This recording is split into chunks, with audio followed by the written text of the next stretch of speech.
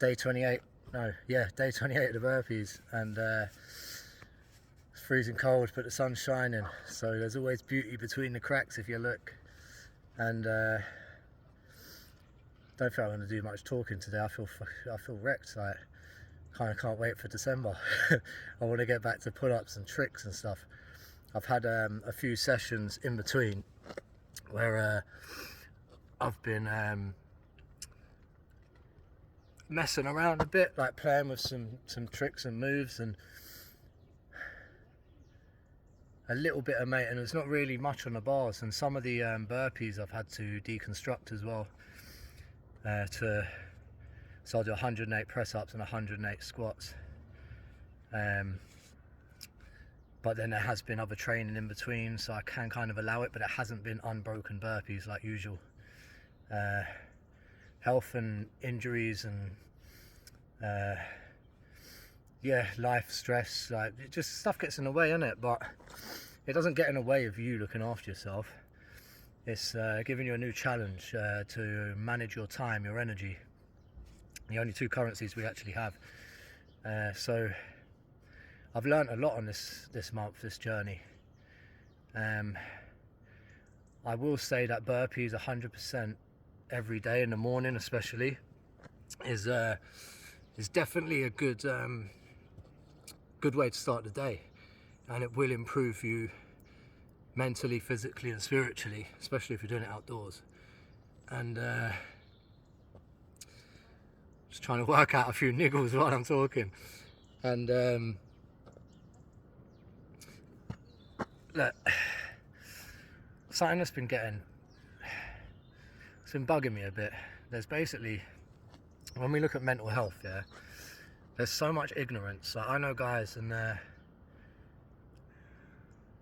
people that are in the mental health, like under clinical care, and people that are just anyone on the street.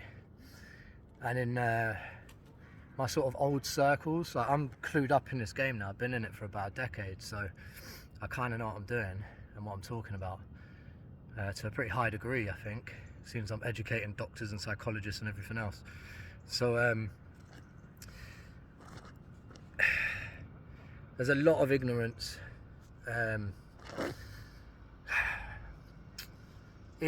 avoidance, stigma. Like, people look down on you because you have a mental health condition. Everyone has mental health conditions. Everyone has mental health. So these ignorant people say, oh yeah, I've got mental health, like the ones that are in services, and people on the street who clearly have a bunch of issues. They see some other guy going a bit crazy and they go, oh, he's mental health. So what do you mean he is mental health? What is that? Or I've got mental health. Like, everyone has mental health. Everyone has mental health conditions. Some of us have more struggles than others.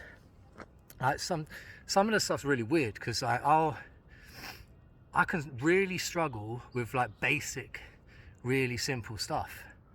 Like really stupid, like minor stuff. Things like just feeding yourself, you know? And going to the shop, that kind of, like, it just doesn't make any sense. Like, why is it such a struggle? So then understanding the operating system, the OS, the brain, because everyone's is a bit different, and then it's programmed by your, well, you have the chemistry, like the genetics, then you're molded by the people that raise you and your environment, and then the way that you deal with things, the way you internalize stuff, and then you're kind of, you have a set way of doing it. You're taught how to do it. It might not be the best way, it might be the worst way, and then you have to learn about yourself and figure out what it is that you've got and how to manage it. So anyone that goes into services or holds their hand up and says, yeah, I'm fucked, I need help, all that is someone acknowledging that they can do better, and then wanting to get better, wanting to be better, wanting to do better. So then they go and get help because they're ignorant, because they haven't studied it. They don't understand themselves, which they should have done. We all should be doing it. We should all be studying ourselves on a regular basis. But we don't. You know, life gets in the way, which is bullshit, because life is life, innit? Don't get in the way. It's there for you. It's not doing stuff to you, it's doing stuff for you, or giving you the option of doing stuff.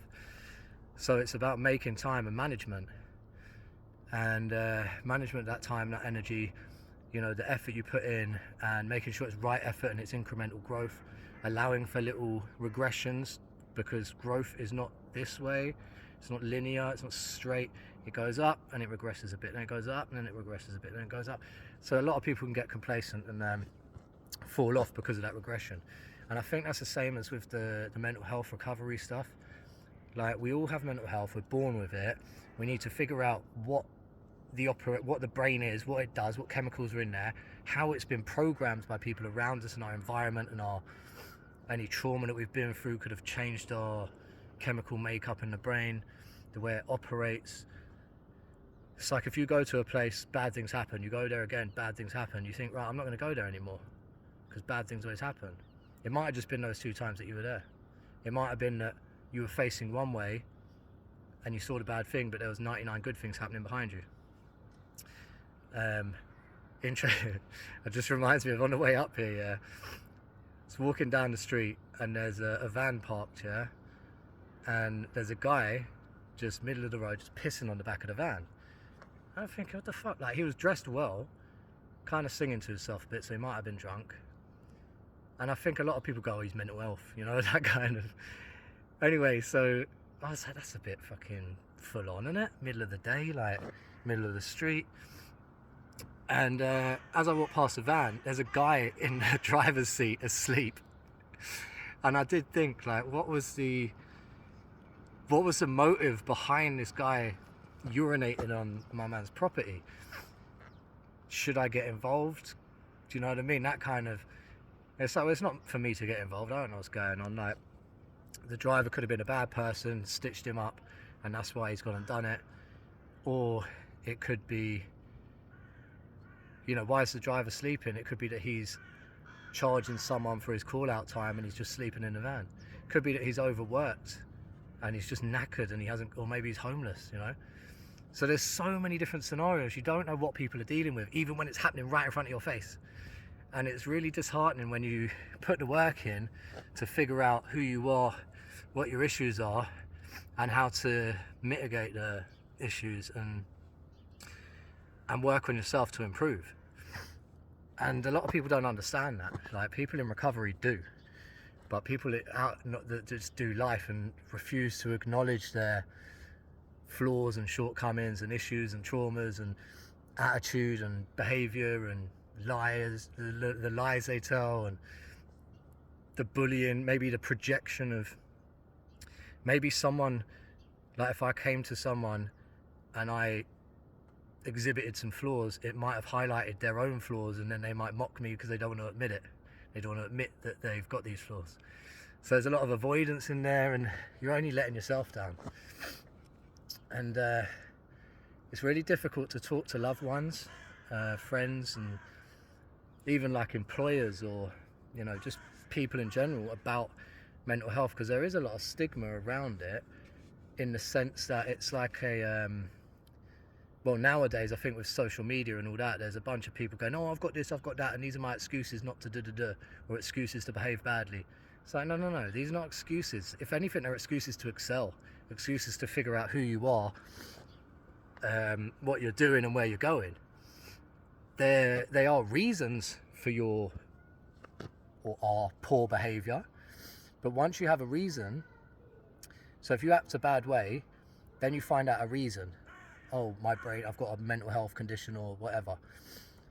Right, now you've acknowledged it, now you can start working on it. And oh, my brain's just gone dead. This happens often, it's happened a lot today.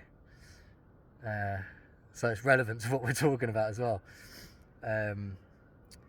So yeah, it's not find out, it's not go, oh yeah, I've got these issues, that's my excuse. It's, I've got these issues, let me look at my life and research some science and spirituality and blah, blah, blah. And then go, oh, I've got a reason for the reason why I'm acting this way is because of this thing that happened in my past, or the way my chemical makeup is. So there's a reason. Okay, now we can work on the issue. So because you've got this condition, you have these traits, which now you can work on these traits, so you don't have to keep acting badly in whatever way. trying to generalize, so it's quite hard to use certain words. So you find a reason. It's not an excuse. It's an excuse to excel, not an excuse to behave bad and continue being a bad person. You do your research, you find out the reason, then you work out a remedy for that reason. You work on that, and then you improve, and then your life improves. But in that, you might lose relationships, family, friends. You might lose a job. That's not on you. That's on them. Their ignorance, their rudeness, their disrespect, their own issues that they fail to acknowledge or admit, accept. If you can't acknowledge it, you can't admit it, you can't accept it, you can't work on it, so you're always going to have issues. So what I was thinking, or what I've been thinking recently, is like how to explain things, because I feel like if you go and say, I've got ADHD, I've got BPD, I've got PTSD, whatever, because of the social media and the sort of that climate that we're in, I think a lot of people that are ignorant to it or that don't have lived experience with it, like normal brains or neurotypicals or whatever you want to call them, then they can easily dismiss it and go, oh, fucking here he goes again, he's off on one, and just completely ignore engaging or supporting. And that can be heartbreaking, especially if you've been dealing with it all your life and you've only just figured it out as an adult, and now you're trying to, you've had to go through a lot of loss and sacrifice and this, that and the other. So to get to the point, because I feel like the name of the illness is where the stigma is. If you said, I get severe migraines when I'm in bright places or loud places, I struggle getting to sleep and then staying asleep, and then I struggle in the morning getting up, I have fluctuating mood issues, I get aggressive for no reason, I have depressive episodes, but then I have times where I'm absolutely amazing, the world's beautiful, I feel like a god, going through all these lists of symptoms, then it would be taken more seriously. So the person you're trying to explain to might not be receptive to that. So I thought another way of putting it is, if I was to say to you, a piece of cotton the shape of your torso with two sleeves that go down to your wrists, that have elastic cuffs, that have a rim round the neck, elastic round the waist, there's a logo on the front, a label in the back, it's made of cotton and wool. So I'm explaining a jumper, but we just say jumper and we assume all the other stuff. So maybe using that as an analogy to get them to understand that I'm saying this label because it's easier than listing all these different traits and then relating my personal situation to each of them. That could take hours and bring up a lot of stuff. So I just use the title, jumper. You know what I mean? Autism.